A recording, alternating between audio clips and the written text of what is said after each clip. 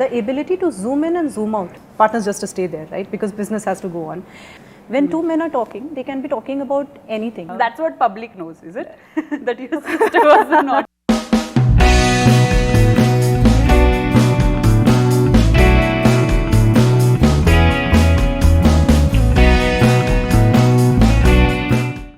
So I'll start with our guest intro today.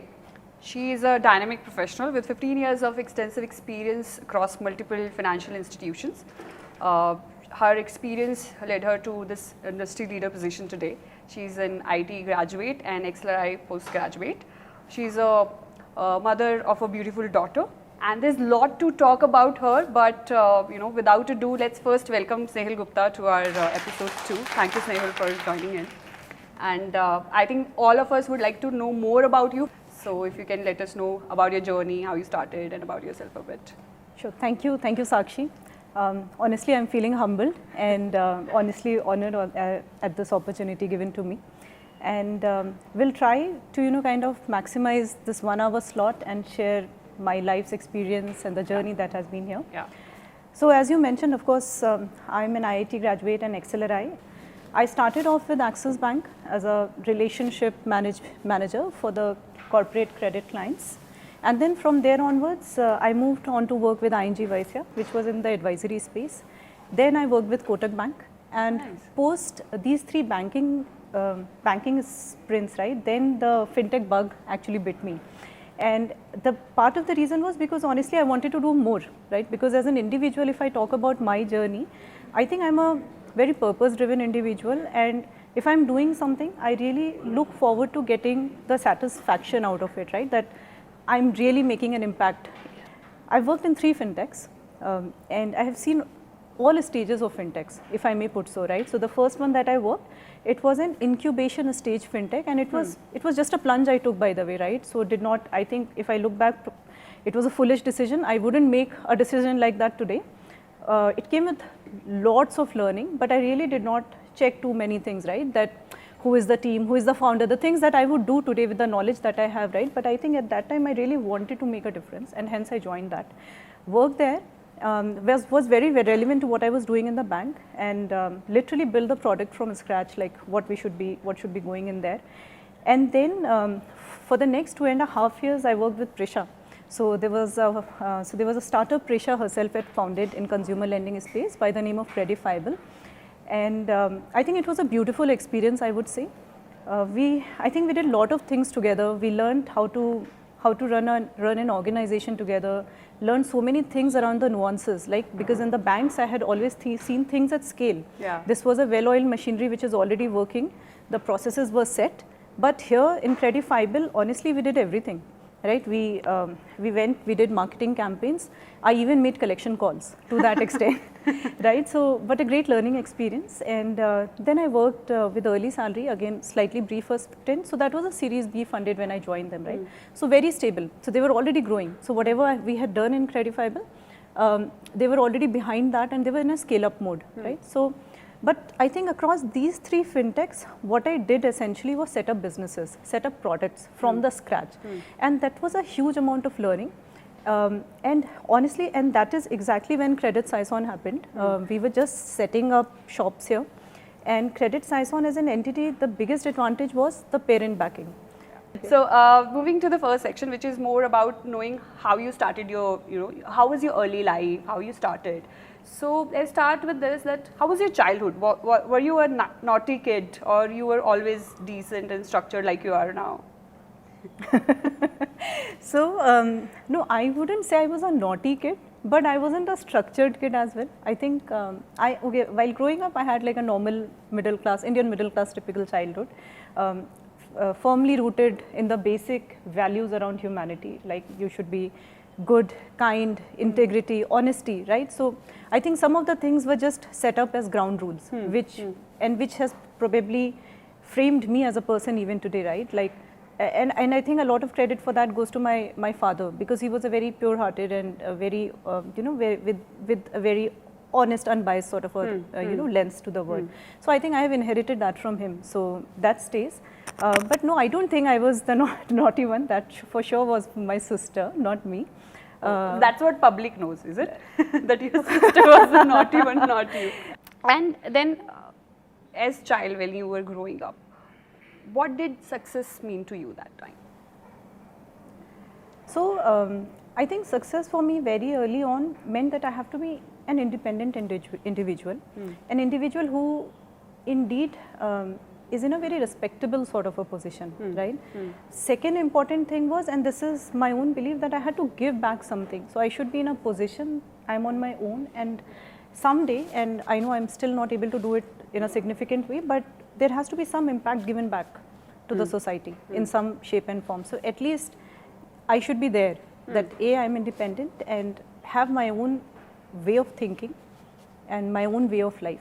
And I think again, credit to my family again, my mom was instrumental here. She was quite sure that, both the daughters, right, me and my sister, one thing she was quite sure that you guys shouldn't be dependent on anyone when you are growing up. Yeah, and that for me was quite clear. Oh, nice. Yeah. Then how did IIT happen? Because I know there's an interesting story behind that, right? So Yeah. just for the audience, I would like to frame this question that, were you aware that you have to go to IIT and you have to be an engineer, or it happened because of multiple things around that time? So see, honestly, I was a good student. Okay, so I was always good in grades, like the typical student in that, like the typical Hermione Granger who would answer all the questions in the class. That was me. So that is something I have been. But then I don't remember when, but I think I was in 5th or 6th grade, and there was some episode coming in which was being aired on the television, and there was a reference to IIT Bombay at that time. So and I think that's again another trait. I think I like taking challenges, and it stuck with me. Somehow that word IIT stuck with me since then, and I knew, okay, IIT is a big deal. And sorry to interrupt, which class you were in? I think I was in 5th or 6th grade. 5th and 6th. Oh, wow. I think 5th grade, if I'm not wrong. Okay. Right, so it was that early on, but that's literally, that reference just stuck with me. And then I knew, no, I think I have to do something big, and I have to, and at that age, I think my definition of big in an Indian context was IIT. So how the journey unfolded? You got it directly, and did your parent were okay with it? No. So again, it's so so we kept moving. My father was in a transferable job. So when I completed my 12th, we were based in UP. So I didn't exactly get the opportunity to do my coaching along with 12th. But I used to work very hard. I was a hardworking student.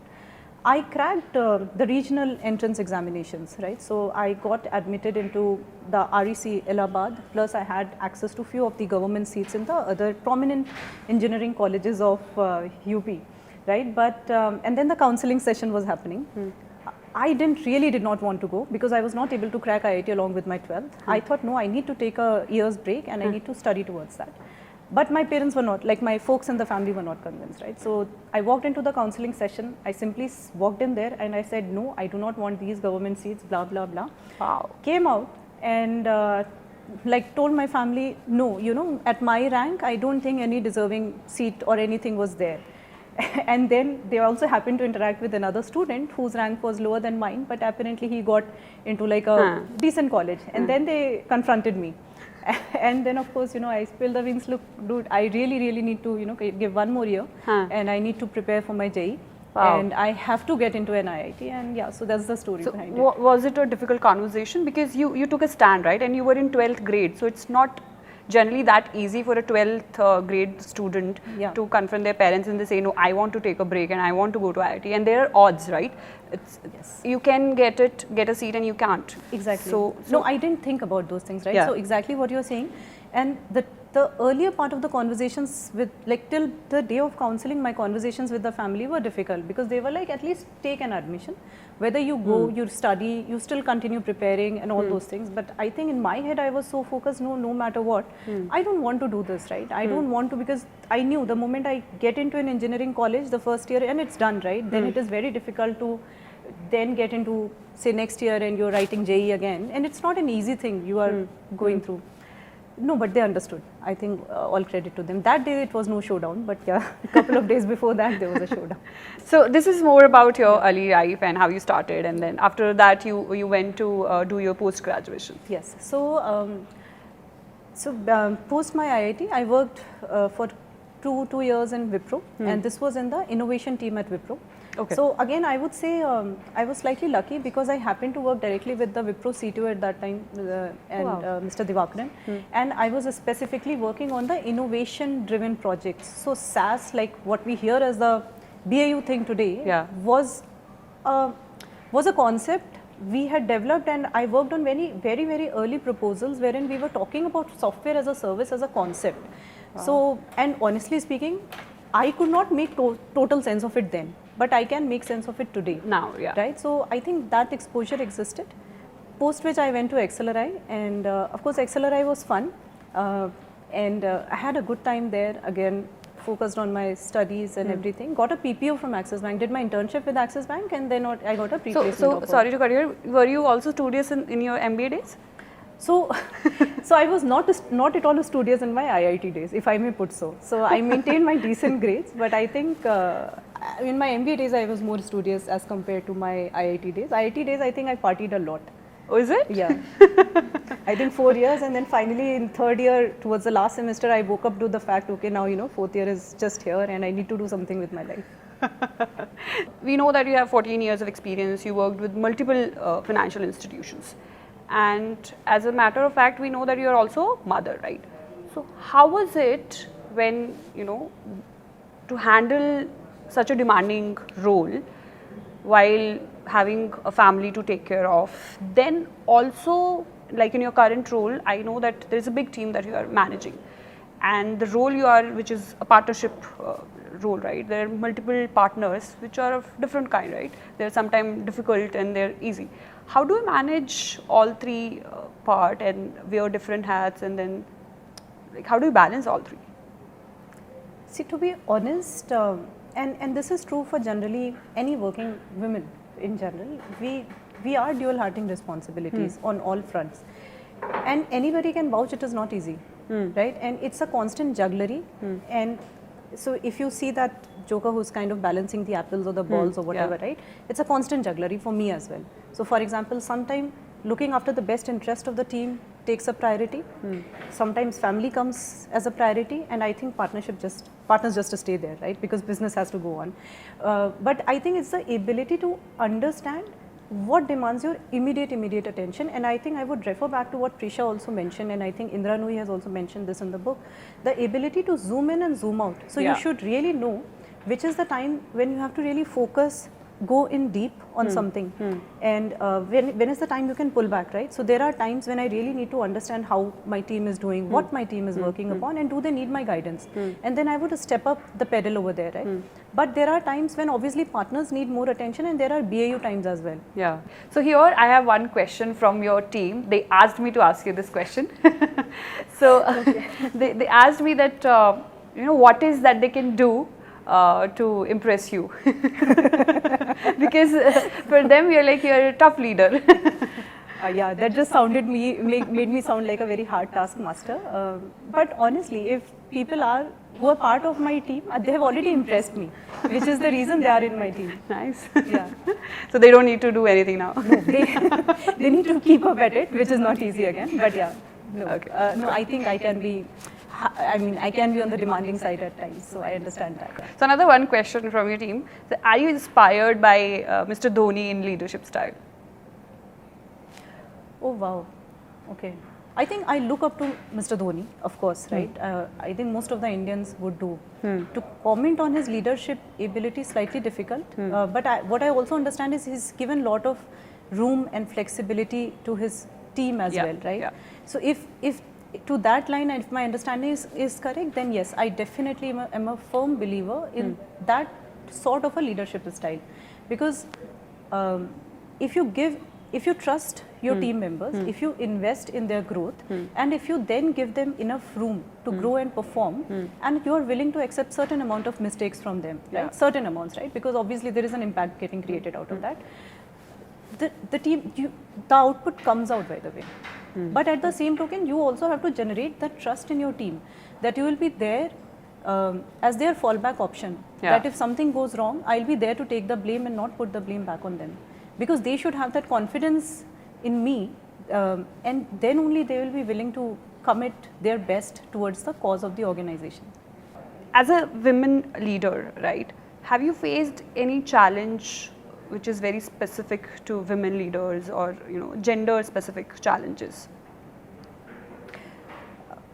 See, honestly, no. Okay. As a woman, I think it's a given that you have to multitask. Yeah. But as a leader, I don't think there is a gender to a leader. There are leadership qualities which we all need to imbibe in ourselves. Oh, nice. Yeah. Right? Yeah. So, honestly speaking, there could be a man failing at his leadership task, right? For various reasons. It could, maybe he's going through really a rough patch in his life. Yeah. Whatever it is, right? But we should know that we should have the decision-taking ability. We should be empathetic. We should be persuasive, and we should have the, I think, and most importantly, we should have the ability to spot an opportunity and then have the guts to stay on the course to pursue that opportunity. Yeah. Right? Personally, for me, what has worked is I'm a very resilient person. If things do not work out, I do not take a no. I'll still go back. Maybe it's a bad day, I'll go back. Right? I'll reflect. Not the same day, but maybe the next day. Because same day, I'll genuinely, I'll go back to sleep. Because if it's that bad a day, I would, and that's my coping mechanism with it, by the way, right? So I'll take a nap, sleep over it, and next day then I'll get back at it again. I don't think that there are any more snidey comments which happen.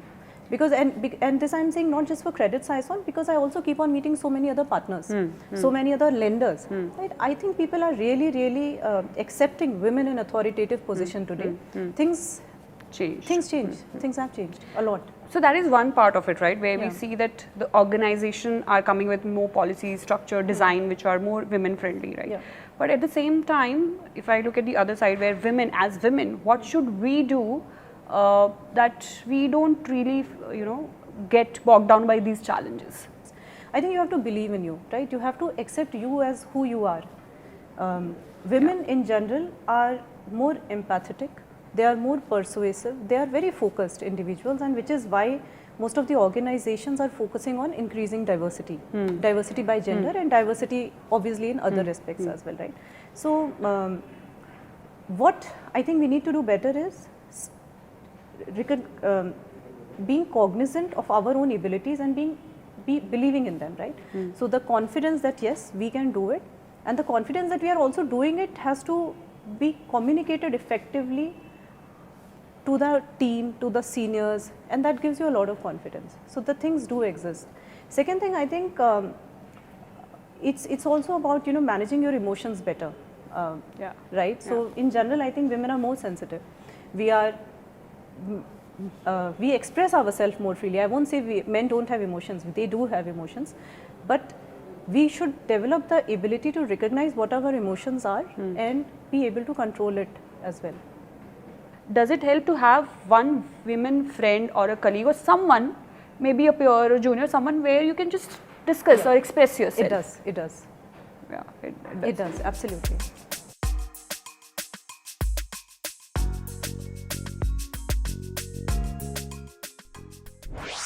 So I think the inherent feeling is firstly inside you that you have to believe in yourself, right? And honestly, every woman here, right, you have it in you. It's just that you also have to believe it yourself, and you have to be more confident about your own abilities, which I think comes very natural to our male counterparts somehow, which is something I've noticed. Again, I've been told not to generalize statements. I was having a very similar conversation the other day on this topic, and then they were saying no.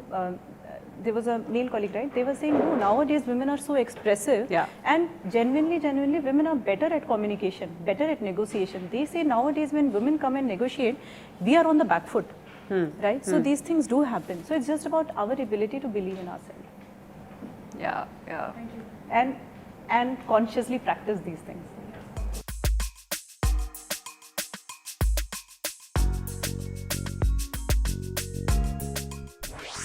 Women are good at talking, but they are not good at networking. That's a stereotype, right? So I really want to understand your views on that.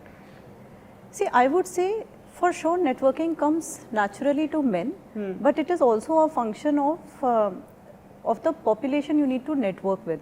I think women would be very comfortable in going ahead and having a conversation when you know the purpose behind it. Yeah. Networking some of the times involves going ahead making a conversation without a purpose. When two men are talking, they can be talking about anything. They can be talking about sports, they can be talking about politics, they can even be talking about food or travel. When you go and approach an unknown man, or I'm just using man here intentionally, right? You have to go and introduce yourself and you talk about the work. Because if you, and only once you have established your credibility, okay, what you were doing and you know why you want to have this conversation, only after the second or the third meeting you will get into that personal connect level when you can start talking about other things. You would be lucky if the other person opens up in the first meeting and talks about the family and all, so then that's another way to connect with the person. However, just flip this. So in that room, say you are attending an event and you need to network, and if there is a woman, it's very easy for you to walk up to that woman and talk, right? And I think the fundamental reason is you have to find out common grounds to talk about. And not just common ground, it's also that inherent safety net that we feel, or maybe that, you know. Yes, that exists as well, because again, in an unknown world, you do encounter all sort of people. So there is this inherent thing that whether should I approach a certain person, would they think anything negatively about me? I think those sort of images do come in, you know, we do tend to associate with such things. But like I said, I think it's easier for women to speak to people when we have a purpose in mind. But purposeless networking, it's not that we can't do it, but there is slight bit of hesitancy. While it's a stereotype, and I think in a way I'm conforming to it. But I think it's not the ability. But it's not the ability. It's the preference that we have. Exactly. So it's not the ability that we cannot network. It's also about prioritizing. Right. So for example, if I have to network without a reason, I think in terms of my priority of things, that would be lowest in the priority order. Right. But because there are 10 other things to do, and which is why I said if I have to network for a purpose, I think it will again become the first thing in my to-do list.